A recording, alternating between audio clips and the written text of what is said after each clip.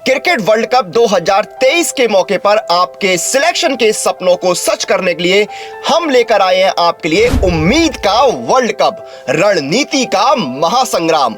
अब पाइए up to 90% of और 50% की extra validity on all super coaching. तो अगर आप आने वाले इन एग्जाम्स की तैयारी कर रहे हैं तो इस 28, 29, 30 और 31 अक्टूबर चलेगी ये धमाकेदार सेल। तो अभी जाइए और इस धमाकेदार सेल का लाभ उठाइए। Enrol now.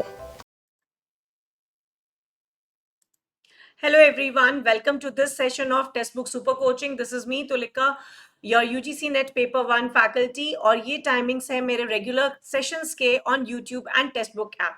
Learners don't forget to like, share and subscribe to our channel. अगर आप text book super coaching platform पर नए हैं तो हमारे चैनल को सब्सक्राइब जरूर से कर लीजिए so that you don't miss out on any important updates with regard to UGC NET, state level SET and other PhD related examinations. Learners, this is my Telegram group, इसे जरूर से join कर लीजिए ताकि आपको सभी इंपॉर्टेंट अपडेट्स मिलती रहे। लर्नर्स, आपकी यूजीसी नेट की तैयारी कराने के लिए हमारे फैकल्टीज, इंडिया के टॉप फैकल्टीज लेते हैं sessions, so do join their classes as per their timing, as per your paper 2 subjects. So learners, आज हम बात करने जा रहे हैं एक बहुत ही इंपॉर्टेंट टॉपिक जो कि आपके ना केवल यूजीसी नेट एग्जाम और सेट एग्जाम्स के लिए इंपॉर्टेंट है, बट अगर आप PhD कर रहे हैं या करना चाहते हैं, किसी यूनिवर्सिटी में PhD के लिए अप्लाई करना चाहते हैं, तो ये कंसेप्ट तो आपको परफेक्टली आना चाहिए। सो ये टॉपिक है रेफरेंसिंग के बारे में। क्यों हम यूज करते हैं रेफरेंसिंग, कौन कौन से टाइप्स ऑफ रेफरेंसिंग है, किस रेफरेंसिंग में क्या पैटर्न यूज किया जाता है और कैसे ये बिब्लियोग्राफी से डिफरेंट है, ये सभी कुछ हम आज के अपने इस सेशन में करेंगे कवर। सो इस सेशन को पूरा जरूर देखिएगा। सो सबसे पहले हमें रेफरेंस के स्रोत कहाँ से मिलते हैं, यानी कि सोर्स कहाँ से मिलते हैं। सो रेफरेंसिंग का मतलब होता है कि हमने जो अपना रिसर्च किया या जो हम रिसर्च कर रहे हैं, इसमें हम दूसरों के इनपुट्स लेते हैं, राइट। अब इन इनपुट्स को सही तरीके से साइट करना बहुत जरूरी है। साइट कहने का मतलब है उस पर्टिकुलर ऑथर को क्रेडिट देना जरूरी है कि हमने उनका आइडिया को अपने स्टडी में इनकॉर्पोरेट किया है। अब अगेन उसको लिखने के तरीके अलग अलग होते हैं, एंड अगर हम ये साइटेशन नहीं करते हैं तो हम प्लेजियारिज्म के कंटेक्स्ट में फंस जाते हैं। सो ये बहुत जरूरी है कि हम कोई भी सोर्स जो भी हम ले रहे हैं अपने रेफरेंसिंग के लिए उसे प्रॉपरली साइट करें। अब ये टर्म बहुत बार यूज होता है, रेफरेंस एंड साइटेशन, और कई बार हम कंफ्यूज कर जाते हैं और इंटरचेंजेबली यूज करते हैं। दोनों अलग अलग चीजें हैं। जो टॉपिक्स, जो स्टडी मटेरियल, जो भी सोर्सेज जिनको हमने अपनी स्टडी में यूज किया है, उसको हम आखिरी में रेफरेंस लिस्ट में देते हैं। साइटेशन का मतलब होता है जब आप अपना टेक्स्ट लिख रहे हैं, उसमें आप उस पर्टिकुलर ऑथर को के आइडिया को अगर आपने लिया है तो उसे आपको करना होता है साइट। ठीक है। सो साइट का मतलब है आपने उनको ड्यू क्रेडिट दे दिया, और रेफरेंसिंग आपने आखिरी में कंप्लीट डिटेल्स दे दी कि कौन सा टॉपिक आपने कहां से, किस जर्नल से, किस बुक से, किस थीसिस से पिक किया है। सबसे पहले ये देखते हैं कि हम हमारे रेफरेंस के सोर्स कौन कौन से होते हैं। सबसे ज्यादा आज के समय में जो 90% हमारा सोर्स होता है रेफरेंसिंग का, वो आता है जर्नल की कैटेगरी से, क्योंकि सभी चीजें आज के समय में ऑनलाइन अवेलेबल है और इसे एक्सेस करना भी काफी आसान है। जितने भी हमारे ओपन सोर्स के जर्नल्स होते हैं जो आसानी से हमें एक्सेस में मिल जाते हैं, उनको हम अपनी रिसर्च में इनकॉर्पोरेट करते हैं। Then comes your conference papers, research articles या रिव्यू पेपर्स, ये सभी रेफरेंस के सोर्स माने जाते हैं। Next we'll talk about what is academic publication. Academic publication होता क्या है? तो आप किसी पॉइंट ऑफ टाइम पे आप रिव्यू पेपर्स लिख सकते हैं, रिसर्च पेपर्स लिख सकते हैं। अब इन दोनों में क्या डिफरेंस है? रिसर्च पेपर आपका पूरा अपना आइडिया होता है, आप अपने कोई नॉवल आइडिया या बिल्कुल कंप्लीट न्यू आइडिया पे काम करते हैं। रिव्यू पेपर आप औरों के लिखे आइडियाज को रिव्यू करते हैं, क्रॉस चेक करते हैं, कई बार उसमें अपना इनपुट्स भी देते हैं, राइट। तो दोनों ही एकेडमिक पब्लिकेशन में काउंट होते हैं, और आज के समय में मेजॉरिटी ऑफ पब्लिकेशन जो होता है वो या तो रिव्यू पेपर होता है या रिसर्च पेपर होता है।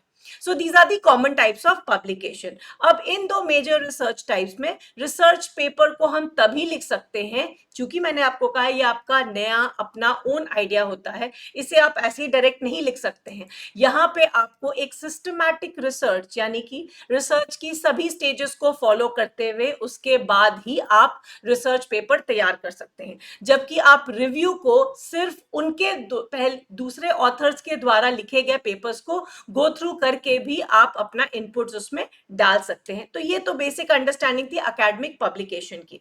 नाउ रेफरेंसिंग हम करते क्यों हैं? रेफरेंसिंग हम करते हैं यूनिफॉर्मिटी के लिए, ताकि हमारे बाद अगर कोई भी उस टॉपिक पर रिसर्च करना चाहे तो उनके पास सभी डिटेल्स मौजूद हो। आपने किन थीसिस को रेफर किया, आपने किस जर्नल्स को रेफर किया, बिकॉज आप पूरा का पूरा जर्नल तो लेते नहीं है, थोड़ा सा उसका पार्ट लेते हैं। तो अगर कोई और रिसर्चर ऑलमोस्ट उसी टॉपिक पे अगर रिसर्च करना चाहता है तो वो उस पर्टिकुलर सोर्स तक पहुंच सकता है।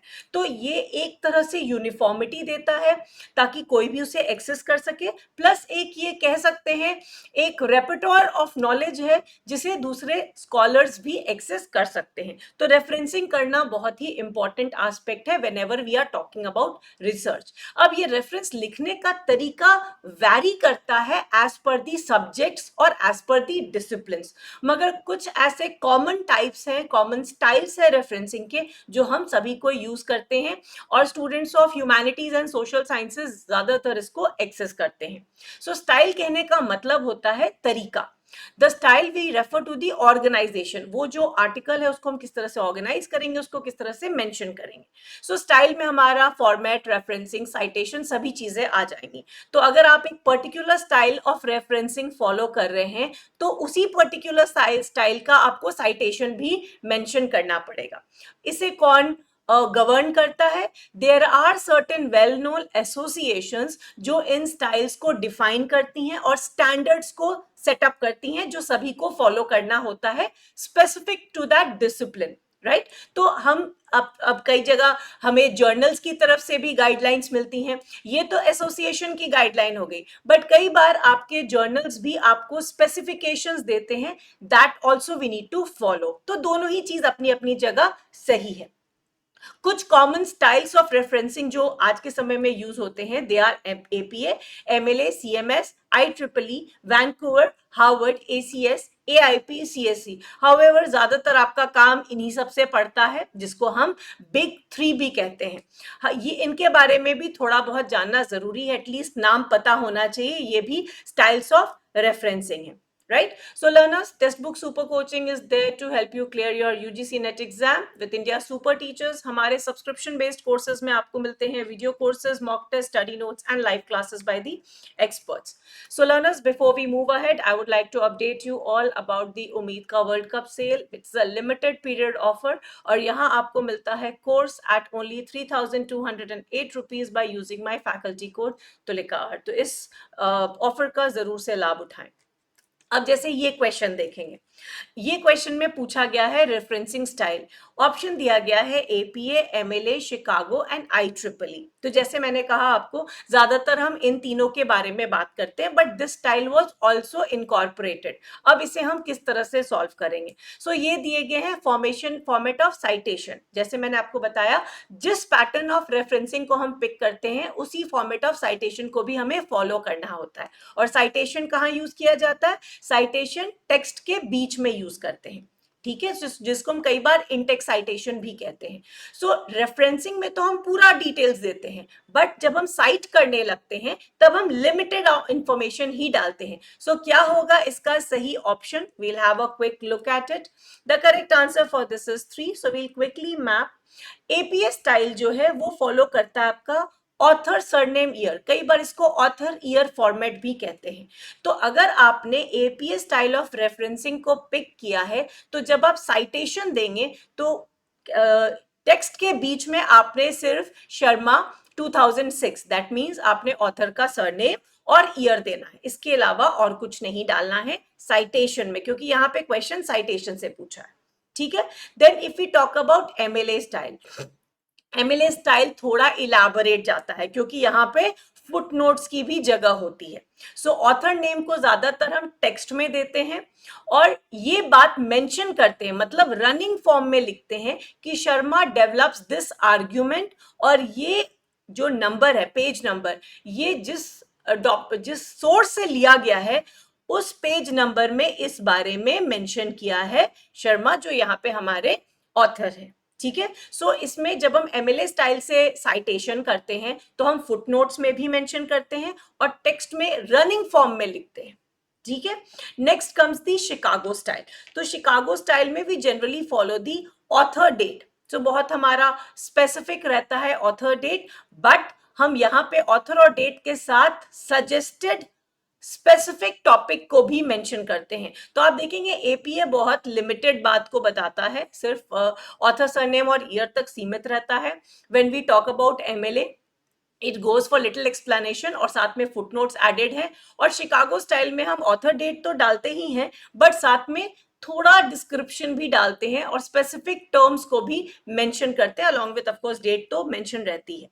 Right, when we talk about IEEE, तो IEEE में हम नंबर्स को, आपने देखा होगा ज्यादातर साइंस के जितने भी पेपर्स होते हैं और इंटरडिसिप्लिनरी पेपर्स आजकल होने लगे हैं, साइंटिफिक पेपर्स, आर्टिफिशियल इंटेलिजेंस, ये सारे पेपर्स जो हैं वो IEEE स्टाइल को फॉलो करते हैं और इसमें आता है आपका number. They don't write these things. जो आपने रेफरेंस में, मान लीजिए पहला वाला रेफरेंस हमारा मिस्टर शर्मा या कैलाश शर्मा का था, इसको हम जब अपने टेक्स्ट में साइट करेंगे तो वहां पे ब्रैकेट में नंबर 1 लिख देंगे। राइट, तो IEEE का ये टिपिकल फॉर्मेट है जहां पे वो नंबर को स्क्वायर ब्रैकेट में देते हैं और एक रनिंग सेंटेंस में लिखते हैं कि the theory was first put forward in 2006। अब ये 10 जो है ये आपके रेफरेंसिंग के सीरीज नंबर 10 में मेंशन किया होगा। ठीक है, सो ये है आपके referencing style plus the format of citation. Now we will be talking about the big 3 referencing style, जो कि है APA, MLA and CMS. So ज्यादातर हमारे जो मेन स्कूल्स हैं जो फॉर्मेटिंग ज्यादातर एकेडमिक पेपर्स इन स्टाइल्स को फॉलो करते हैं। APA क्या है? American psychological association, MLA is modern language association and Chicago is CMS is Chicago manual of style. तो इसे जनरली फॉलो किया जाता है।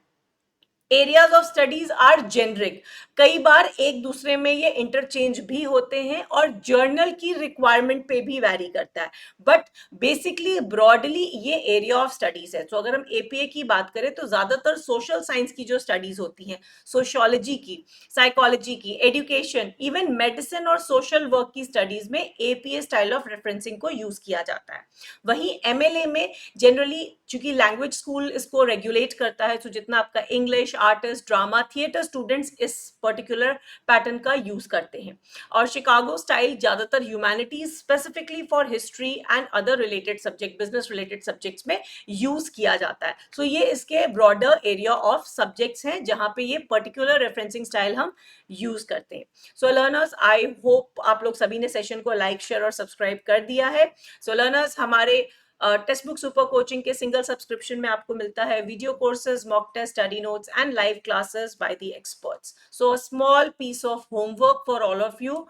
हमने बात की रेफरेंसिंग की। सो रेफरेंसिंग और बिब्लियोग्राफी काफी भिन्न है। रेफरेंसिंग हम उन चीजों को इनकॉर्पोरेट करते हैं जिसको हमने अपनी स्टडी में यूज किया, बट बिब्लियोग्राफी का अर्थ होता है वो सभी सोर्स, वो सभी स्रोत जिनको हमने स्टडी किया, हो सकता है उनको हमने अपनी रिसर्च में इंक्लूड नहीं किया। तो बिब्लियोग्राफी देने का क्या तात्पर्य है, क्या रीजन है?